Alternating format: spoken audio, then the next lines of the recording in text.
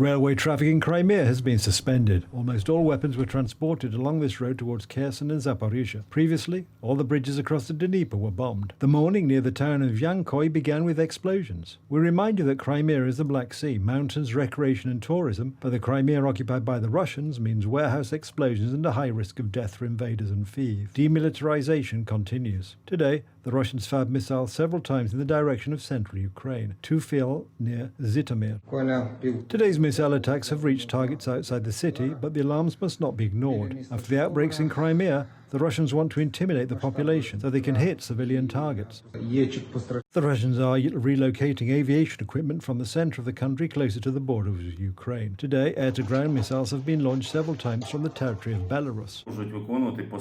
The threat of missile attacks remains high. We are often asked, who turns the alarms on? So I'll do that paragraph again. The threat of missile attacks remains high. We are often asked, who turns the alarms on? Radio location troops are responsible for identifying the threat from the air. They follow all air targets, both over Ukraine and abroad. But it is impossible to detect the exact target where the missile is about to fall. It changes direction while flying. That is why the sirens sound successively in the areas over which the missile flies. There is still a ban on swimming and sunbathing on the Black Sea, but still many people do not respect it. As a result of the explosion in Zatoka, 3 men were killed and 2 were injured. The threat of missile attacks remains high. In addition, we would like to remind you of the prohibition of visiting coastal beaches and the coast, and of bathing in the sea and estuaries. Do not miss your chance to live to victory.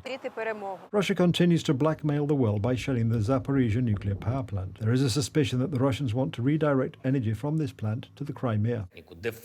Russia continues its blackmail around Zaporizhia nuclear power plant. Provocative shelling is underway from the territory of this facility. The occupant hides ammunition and equipment used to fire at nearby towns and communes. All this clearly shows that Russia is rejecting the demands of the European Union countries and other countries that have called on it to withdraw troops from this facility. The world will lose to terrorism and succumb to nuclear blackmail if it does not take any action over the Russian-occupied power plant. There have been repeated comments by various Russian officials accusing the United Nations Secretariat of having either canceled or blocked a visit by the International Atomic Energy Agency to the Zaporizhia nuclear power plant.